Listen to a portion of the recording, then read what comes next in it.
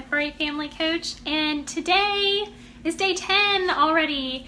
10 days since my husband and I decided we're going to switch to a raw food diet for our cats and dogs. And this video is incredibly important, very useful information, because I'm going to talk to you about exactly how we're going to transition our dogs from their current diet to a raw food diet. And I chose today to make this video for you because I ordered a small amount of raw food from a company called Darwin's, just so I can see how it comes. I can see the texture, I can see all of the ingredients, of course, and see how my dogs react to it before I start making a raw food diet at home, which is my ultimate goal. So I expect this raw food, I think it's supposed to get here tomorrow, so I wanted to find out exactly the best way to make the transition for my dogs. This video is going to be about dogs, how we're going to actually make this transition. So I'm so excited. I hope you are too, because this information is going to be incredibly beneficial when you decide to switch your dogs to a raw food diet as well. So how are we going to do this? First off, we have to check with our veterinarian to make sure our dog is healthy enough to make a transition in their food. And we've done that. Our dogs are very healthy. Our vet is on board with our switch to a raw diet. So yay, we completed the first step. Secondly, we know we have to do this slowly and incrementally, and so there are some basics that you need to know no matter what your dog is, and every dog is going to be different. I don't even know if my two dogs are going to experience the same and go at the same pace in this transition, but we'll see. And we're hopefully going to start this all off tomorrow, maybe the day after, depending on what time the shipment gets here tomorrow. And so some of the basics, no matter what your dog is like, as long as your dog is healthy enough to make the transition to a new diet and your vet is on board, which your vet should be on board because it's so much healthier than kibble. But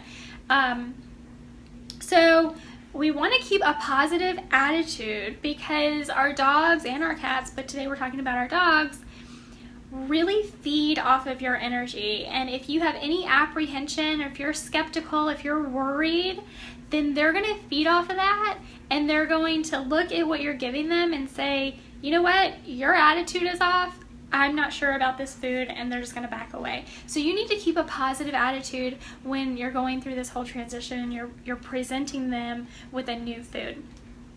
Additionally, we want to take it slow, and it's going to be hard at first, and a lot of people are like, well, I've switched my dog's food a number of times and they've been fine. But really, to make sure that their digestive system has time to adjust to all of the new nutrients and the changes in nutrients, and especially if you're switching from a kibble, the lack of carbohydrates, which they don't need, by the way, their digestive system is going to need time to adjust. So we want to do this slowly. So how are we going to do this? Puppies are going to be generally easier because they are so much healthier. Their digestive system is newer and it's working at like really optimum efficiency. And so older dogs, we're gonna take it even slower with them, and then of course picky dogs, we'll take it slow with them as well, because we have to find what's going to entice our picky dogs. So let's talk about all of these things. So with a healthy adult dog, we're gonna start out by taking their normal food portion, and my dogs eat twice a day, so take their normal food portion and remove a quarter of it, and we're going to replace that quarter with the raw food. So that's how we're going to start.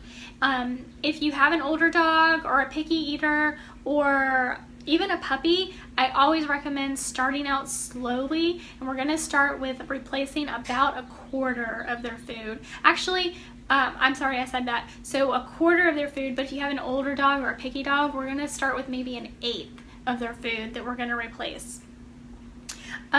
So we're going to start with that, and we're going to look for any digestive upset, meaning constipation or diarrhea or vomiting. If any of these occur, then we want to cut back a little bit. And we're going to go, our goal here is to go 2 full days without any GI upset, and then we can slowly start to decrease their current food and increase the new raw food. So with my dogs, once we go, we're going to start with about a quarter of the amount of food that they normally would get. We're going to replace that with the raw diet. After 2 days with no GI upset, we're going to slowly increase that from a quarter to maybe a third. And then we're going to wait 2 more days, as long as there's no GI upset, then we're going to go to half and half.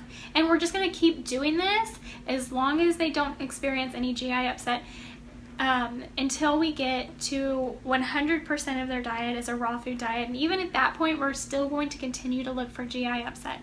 Again, like I said, with older dogs or picky eaters, you may want to start with a smaller amount, maybe an eighth of their food that you're going to start out with, giving them the new raw food and replacing the old or the current food that your dog is eating. And additionally, with picky eaters, what you can do, if the texture and the odor tend to be what make your picky eaters not want to try the new food. So what you can do is take something and entice them to eat their new food. You can put maybe egg or maybe some cooked chicken even on top of it. Something really yummy that they like that you can put on top of it. Even maybe like some dehydrated chicken or dehydrated shrimp. I got some of those for my cat, so I know I have them. Fish flakes. My dogs love fish flakes. They're called bonito flakes, depending on what you know them to be called. So we're going to entice them to eat the new food with adding little things on top of it, sprinkling little things on top of it that are going to make them more interested in it. Now, there are also a couple of things when I was doing my research that you may notice when a dog is transitioning specifically to a new food, and what they like to say. I found a lot of good information on the Darwin's website. What they call it is becoming unsick. So that of course implies that your dog is currently sick, even though they may not be experiencing any symptoms that you would recognize as being sick. What they're saying is that there's lots of chemicals and gross stuff in their system from the current food that they're eating, especially if they're eating kibble. They have lots of carbohydrates and excess fats in their body, and chemicals and toxins from the food that they're eating. And when you switch them to a raw diet, which is biologically appropriate for them, their body is going to start flushing out all of the chemicals and toxins and excess fats and bad stuff that's in the body. And I actually put a blog post up on my blog, and I will share the link with you as soon as I get off this video, because it goes more into detail, not only about feeding and transitioning to a raw food diet, but also some of these things that you should look for when your dog is, I guess I would call it detoxing from a kibble diet. Some of which include like mucus around their stool, which is kind of gross, but I understand it. I've actually experienced this before when I switched my dogs from a kibble diet to a cooked homemade diet. I experienced this, so I kind of know what I'm looking for, and I've talked to my vet about it before, and they were spot on in saying that that really is like toxins and chemicals and grossness from their body that the dog is passing because they transition from a not so healthy food to a healthier food. So that's one thing to look for. Runny stool can also happen as long as it's not diarrhea. If it is diarrhea, then you do want to step back away from the changes that you've made and consult your veterinarian about maybe taking it at an even slower pace. And if it progresses, if your dog continues to have diarrhea, then of course you do want to take your dog into the veterinarian, not just call them. But your vet will tell you that as well. Bring them in so we can see what's going on. They can test the stool and all those kinds of things. Another thing they said, again, this is on the Darwin's website, is that sometimes they can, their skin and coat can start to look bad. And my initial reaction when I read this was like, well, that's not good, because if their skin and coat looks bad, that normally means that there's something not right in their body. But as they explained it, and I'm gonna talk to my vet about this, it's actually because the cells in your dog's body are detoxing, and they need to create new and healthy cells to replace all of these bad, I say bad, but cells that are contaminated with the toxins from the food they've been eating.